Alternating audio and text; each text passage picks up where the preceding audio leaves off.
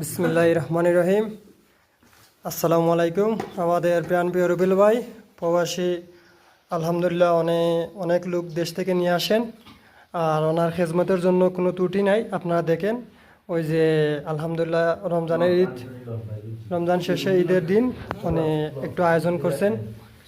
আর আপনারা দেখেন এখানে বিভিন্ন ডিস্ট্রিক্টের লোক আছে, তো আলহামদুলিল্লাহ ওরা সবাই খুশি এবং ভালো জবের জন্য সবাই খুশি।